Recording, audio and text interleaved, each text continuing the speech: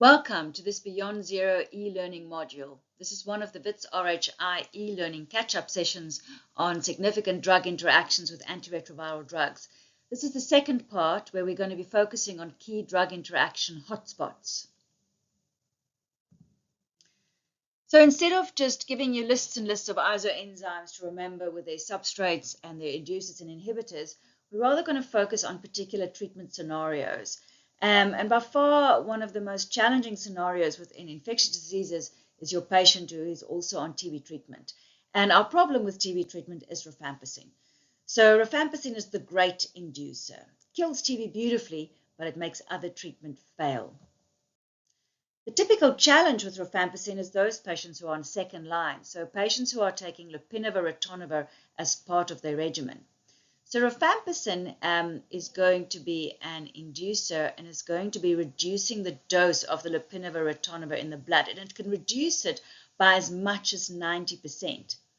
So what has happened is that the enzyme that is supposed to be metabolizing the lopinavir, ritonavir has actually become hyper, and that metabolism is increased dramatically. So if we now want to reduce and slow down that isoenzyme so that the lopinavir can be boosted, we can actually use a drug from the same class, interestingly enough, which is ritonavir. So ritonavir is a protease inhibitor, and the only scenario where we actually use ritonavir is to boost our other protease inhibitors. So you already have a little bit of ritonavir there with lopinavir. And when you're adding in rifampicin, you want to increase that dose of the ritonavir. Now, the easiest way of doing it, and seemingly still okay way of doing it in our adults, is to just double the dose of the Kaletra. So if you put a patient on TB treatment and they're also on second-line treatment, you're going to have to give 8 tablets of Eluvia per day, 4 in the morning and 4 at night. But this is different with children. So we see the same effect in children, that rifampicin reduces the lopinavir dosage, but it seems to be even more dramatic than adults. And the double dosing of Kaletra is simply not enough. So children digest drugs differently than adults, and we can't expect the same outcomes. And a study a few years ago has made us aware of the fact that one of the significant contributors to children developing resistance to their protease inhibitor is children who were on TB treatment and where the lopinavir, ritonavir was only doubled. So what do we need to do to make sure that we boost that lopinavir enough in those scenarios? And it's absolutely essential as far as possible to boost with extra ritonavir. So we want to create a 1-to-1 ratio of lopinavir to ritonavir. And on the dosing chart for the children, there's actually a column for you to see what dosing of ritonavir you need to add. There's some challenges with this, the biggest being that ritonavir syrup has got a very low short shelf life, and so can easily expire and is not therefore easily available in clinic settings. If you have a patient who's a child on a PI who's going to need TB treatment, it will take a bit of organization to get that ritonavir on the shelf, and also to ensure that there is consistently enough ritonavir during the time that the child is on TB treatment. If for short periods you run out of extra ritonavir, you can double dose, but you cannot double dose throughout the 4 months of the child being on protease inhibitors. You are going to set that child up for possible resistance. So in contrast, let's discuss one of our big boosters, and this is particularly patients on protease inhibitors, and the offending drug is ritonavir. And interestingly enough, we use ritonavir precisely because it is such a great booster, and we're using it to boost the dosages of other PIs. So quite often your lopinavir is always connected with ritonavir. You'll see darunavir is always coupled with ritonavir, as is atazanavir. As a matter of fact, protease inhibitors without extra ritonavir are not very effective drugs at all, and has actually got a very low genetic barrier. The problem, therefore, is that ritonavir can cause toxicity in other drugs. And there's a long list of scenarios that one has to keep in mind when you have patients on second line. Let's first start off with your safer choices for patient on second line. So in anxiety and insomnia, for example, we have to be a little bit careful with diazepam and lorazepam. You can use them, but in lower dosages. Your temazepam and oxazepam is safer, but not always available in the public sector. Also to be aware for patients with MAC, so quite often you see patients with second line having also severe clinical failure by the time they are diagnosed. And clarithromycin is actually an issue. It increases the QT interval, and it can be boosted by the ritonavir, which can be a problem with sudden death. So we tend to prefer azithromycin as a choice over clarithromycin. With antidepressants, there's a simple message to start low and go slow. So there's no absolute contraindications, but they all do get boosted, and you can get toxicity. And so you can use very low dosages with the same effect. So amitriptyline, as well as fluoxetine, as well as citrulline, are all digested by the liver and can be boosted by ritonavir. So just start with your lower dosing and stay with the lowest dose that's still having a clinical effect. Anticonvulsants, we would use the same anticonvulsants that you would use for first-line treatment, so sodium valproate, gabapentin, and lamotrigine are all considered safe. Migraine therapy, paracetamol and sumatriptan can be used, but we have to avoid our ergots. Antihistamines, tend to use your older antihistamines, and you shouldn't have any problems. But there are certain drugs which you cannot give with ritonavir because of this boosting, and because we said earlier, boosting can happen quite quickly, and you have a risk of toxicity. So these are quite toxic drugs that, if boosted, can cause severe side effects and complications. So our first ones are antiarrhythmics like amiodarone and quinidine. Antihistamines, those are not really available in public sector, so hopefully not a major issue. I mentioned ergot earlier, a major contraindication for ritonavir. Herbal preparations we would generally avoid, just because of the unpredictability. We don't really have good information of which of those might be boosted. Very important is simvastatin. So your patients who are, for example, already receiving simvastatin, diabetics, for example, or patients who have metabolic syndrome or hypercholesterolemia, and your problem is you can get an increased incidence of rhabdomyolysis. Some of your neuroleptics, and we mentioned earlier benzos, midazolam, very problematic, very important in terms of some of our surgical procedures, and cesipride as one of your GI drugs. So these are drugs that can all cause sudden toxicity in patients if co-administered with ritonavir. So do not give.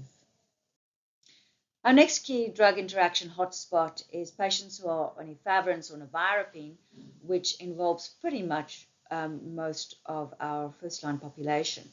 And efavirenz is a downer, mostly. It's an inducer. And that means that it's a powerful ARV. It's one of our most powerful ARVs. That's why it's so popular, but it nails other drugs. So you might do fine on your ARVs, but some of your other drugs might start failing. So here are some contraindications of drugs you cannot co-administer, partly because the efavirenz affects the drug, but also vice versa. So your ergots can be controversially boosted, although efavirenz is actually a downer. Your benzodiazepines, midazolam, similar as well, can be problematic. Rifampicin with nevirapine, there is lots of drug interactions. This is not actually directly linked to the CYP450 system, but it's linked to the fact that they both can be together seem to cause major liver toxicity. We don't like to use terfenadine specifically with efavirenz, and there's been particular concerns about St. John's wort. And those are drugs that are absolute no-nos together. We now want to look at some of our clinical conditions, and epilepsy we've already mentioned briefly when we spoke about PIs, and epileptic drugs are major downers, major inducers. So again, your fits might be well controlled, but you might have drug. So anti-epileptic drugs is a good example of how unpredictable drug interactions can be. So for example, phenytoin is an inducer of efavirenz and nevirapine as well as your PIs. Carbamazepine and phenobarbital is more unpredictable. We don't have as much information, so we tend to avoid it. It's very dangerous to combine phenytoin and Eluvia because it gets boosted and you can get toxicity. But phenytoin, typically in combination with ARVs, can lead to biological failure. But efavirenz and ritonavir can also then reduce or increase the levels of your anti-epileptics. So not only does your anti-epileptics affect your ARVs can also affect your anti-epileptics. And you can't really predict the response. So some will form more breakthrough fits and some more toxicity. So for example, ritonavir will reduce phenytoin levels and you might get more breakthrough fits, but it was going to increase your carbamazepine levels and you might get toxicity. So generally we avoid phenobarbital, carbamazepine and phenytoin in patients with HIV. So what can we do?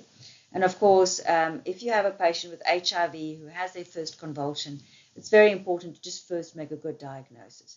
We don't want to start using anti-epileptics and not have excluded a treatable cause. So Epilim is generally our first choice, our sodium valproate. It's a fairly good anti-epileptic, but the challenge is it's also our most toxic to the fetus. So you actually, to cover yourself, you're supposed to make sure that you have counseled the woman about the risks of falling pregnant on Epilim and to be sure that she's on reliable contraception. So what do you do if you've got a lady who's pregnant or she wants to fall pregnant? And it's actually irresponsible in those scenarios to use Epilim. And so our second choice there is lamotrigine. And it's very important that there must be lamotrigine available for a woman who suddenly does fall pregnant, or an HIV-positive woman who wants to fall pregnant who's presenting with epilepsy. What we generally recommend is that the local district hospitals stock lamotrigine, and the clinics can then refer patients to them or get lamotrigine from them in those scenarios. Gabapentin is also safe, but we don't have much experience of using it in this province. All the patients with HIV that gets diagnosed with HIV and are already on anticonvulsants must be changed to Epilim. It takes a good 4 weeks. These days, everybody qualifies for ARVs. And so rather than waiting till you've started the ARVs, preempt the scenario and do that changeover. Phenytoin is also contraindicated with Bactrim, so you also can't use it in the preparation phase. Another key hotspot in the world of HIV management and TB management is that of contraception, especially because of all these drug interactions. And the problem is that efavirenz and nevirapine, so your first-line ARVs, your rifampicin, part of your TB treatment, as well as your anti-epileptics, they all reduce estradiol levels in contraception. So that means they can all make your contraception fail. And it's important if you have women who are on contraception who get started on these drugs, one has to have a conversation about what their options are. So we used to be a bit concerned about depo-provera and Restorate, but actually that's been shown to not be a major issue. So there's no need to adjust the timing of your injections if patients are on TB treatment. But for oral hormonal contraception, all the above categories, you would have to use the highest dose oral contraceptives, and you would try to avoid the pill-free interval. In general, oral hormonal contraception is not recommended in patients on TB treatment, ARVs, or anti-epileptics. And then, of course, Implanon came out a couple of years ago now as a great intervention within the public sector, but unfortunately it's been found that all of the above drugs also increase the risk of unplanned pregnancy. But interestingly enough, that risk of unplanned pregnancy is still less risky than, for example, putting somebody on oral contraceptive. So there's a lot of conflicting opinions that's going around about Implanon. There's been a circular from government saying that it should be avoided with the above drugs, and that's caused huge problems of patients who's been on efavirenz and has now received the Implanon. This is the study on which that circular was based, where they looked at comparing different contraceptive methods in both efavirenz and nevirapine-based therapy in Kenya. Then the interpretation, it's interesting to note that using implants in efavirenz-based ART had a 3 times higher risk of contraceptive failure than those in nevirapine ART, but it was still a lower contraceptive failure method than all other contraceptive methods except the IUCD or permanent methods. So this creates confusion, and I think the summary would be that if you used Implanon, for example, with a barrier contraception like condoms, you would still have an extremely good option in contraception. But patients have to be counseled very well, because if they do fall pregnant while they are in Implanon, and they discover that there has been these concerns about using Implanon with the ARVs, you might very well be liable. We live in an era where hypercholesterolemia, metabolic disease, cardiovascular disease is very much in the news, and more and more patients are being started on drugs for hypercholesterolemia. But there are some issues when we think of it in terms of ARVs. So first statement I want to make is that simvastatin does not interact with our first-line treatment, the typical fixed-dose combination of tenofovir, 3-TC, or imitricitabine and efavirenz. And the reason why I say that is that a lot of people are aware of simvastatin interacting with our PIs, and so there's a general rule of you can't use simvastatin at all with ARVs, but that's not true. So a lot of patients, if they're on simvastatin and you're starting them on ARVs, it's not a problem if they're on first line. The problem is it's ritonavir in your protease inhibitor, and it can boost simvastatin as well as atorvastatin, and there's an increased risk of myopathy and rhabdomyolysis. So those are completely, well, simvastatin is completely contraindicated, and we tend to use either pravastatin in those patients or a very low dose of atorvastatin. There's a rule that if the patient has a cholesterol of over 6 on Eluvia, that we can change them to atazanavir and ritonavir, and you probably will do that first before you would start considering using your statins. The only challenge is that protease inhibitors can actually affect your lipid levels, although more typically triglycerides rather than the cholesterol. So the very drug that causes the problem also has a contraindication with the drugs you might use to control that problem. Let's quickly look at DRTB. Not many of you might be initiating patients on DRTB, but you might see patients on DRTB presenting at your clinics with symptoms or problems, and you have to be very careful in terms of your prescriptions. There's lots of drug interactions. The only drug interactions we fortunately don't have is rifampicin, because rifampicin is not part of your DRTB treatment, but there are other problems. So, for example, we need to avoid our antacids and our coating antacids specifically because there's interactions, or it reduces the absorption of moxifloxacin. There are drug interactions with a lot of your supplements and moxifloxacin, so watch out in your anemic patient that you just want to start on iron. With clofazimine, we have to avoid sun, not quite a drug interaction, but close enough. Moxifloxacin and clofazimine together, and especially if you've got in bedaquiline, but all three of those drugs increases the QT interval. So if you start adding them together, you'll need to be doing ECG monitoring. Ethionamide and PAS, if you add them together, is a higher risk of hypothyroidism. PAS we don't really use with our MDRs, but you might still see it in XDR treatment. Linezolid, similarly, we're not so much using it with MDR, but there's a major contraindication with SSRIs, which is important because drugs like taururzidone can often cause mental health issues, and you therefore have to be careful what you are choosing to manage those side effects. We're also aware of the fact that both injectables like your kanamycin and tenofovir can affect your kidney function, and therefore they should be avoided together. In a general rule, we tend to use abacavir instead of tenofovir in those scenarios. You can see our presentations on DRTB on the various different options for patients on drug-resistant TB and ARVs. And then bedaquiline and efavirenz is seen to not be a good combination, partly for the increase in psychiatric symptoms. And this is a challenge for patients who are on first line, as you might have to use Eluvia as a second line option.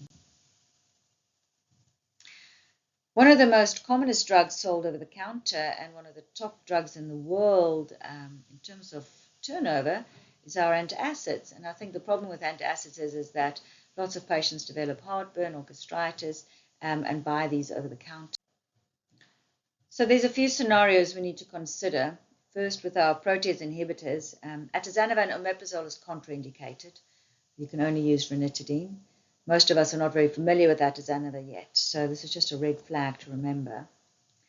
Both ketoconazole and dapsone requires quite low pHs, an acid pH, for their absorption. So if you're taking an antacid at the same time as your treatment, that might be problematic.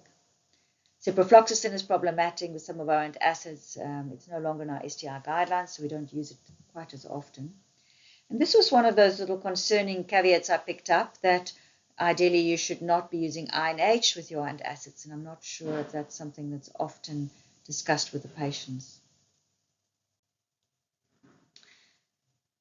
Almost there. A quick slide about intoxicants. So then I'm thinking particularly of your recreational drugs.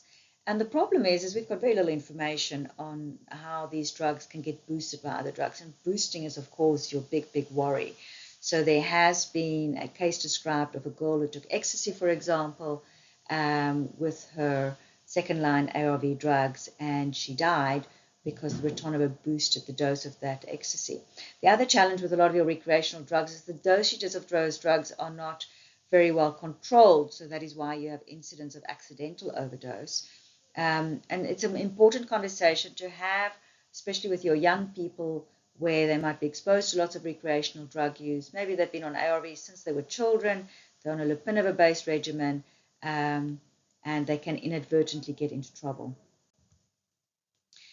And then lastly, a little conversation just around food. There's various slides, such as this one, that talks about how food absorption can be affected by food. Most of it is not very significant. It certainly gets affected, but it's not going to dramatically make your treatment fail or not fail.